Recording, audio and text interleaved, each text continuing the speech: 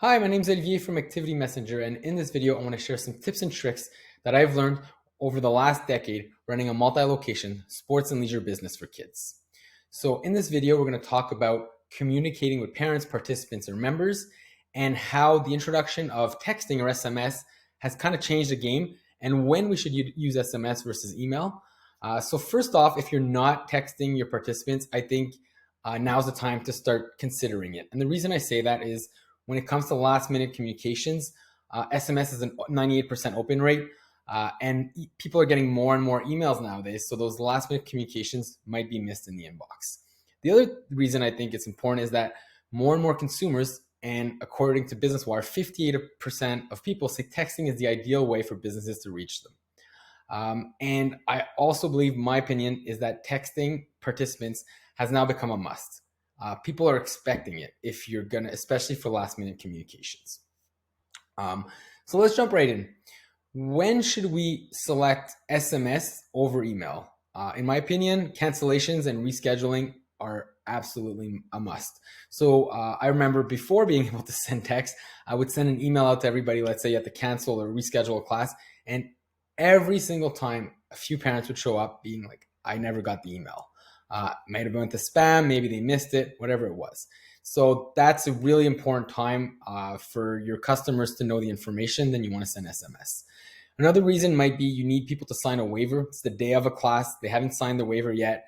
You can text them a digital waiver, and then they could just sign off their phone and they could come into class or camp. It's also very useful for events and free trial reminders. And the reason you can use it in free trial reminders is I believe that at that time people have not fully committed, right? It's a free trial.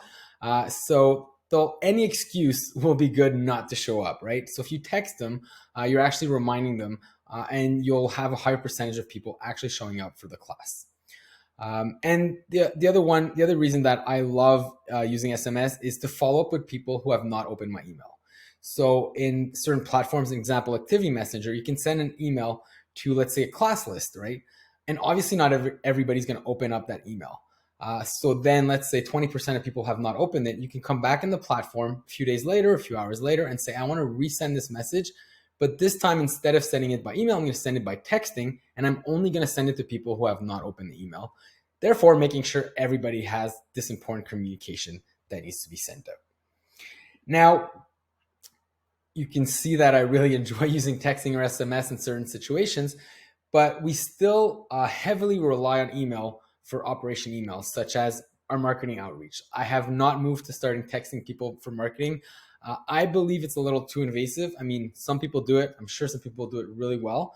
I think in the sports and leisure industry, it might be a little bit invasive. So I've kept all my marketing outreach through email, but I think that's another thing. If you're not doing that, it's a very useful tool to do. To use to get more registrations or just reminding people about the next session, right? The other one I like is a start of session reminder. So people sign up, sometimes they'll sign up weeks, months in advance. Well, if you're able to automate a start of session reminder, confirming all the details a few days before the class, that's always a great way to make sure people, don't forget their first class or have all the information they need before they start the session. Another reason to use email is end of session surveys. So obviously, texting people a survey can be, again, in my opinion, a little invasive.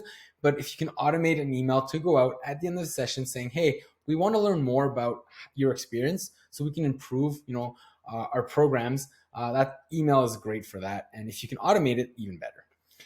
And then I think email is great for communications that are not time sensitive, right? So anything that's not a last minute, that doesn't have like today's class, let's say, or that we need to do before the weekend, anything that's not time sensitive, I think emails should still be the preferred way of communicating with parents or members.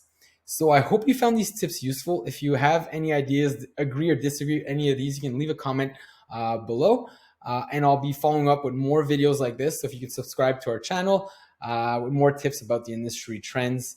And yeah, thanks for watching.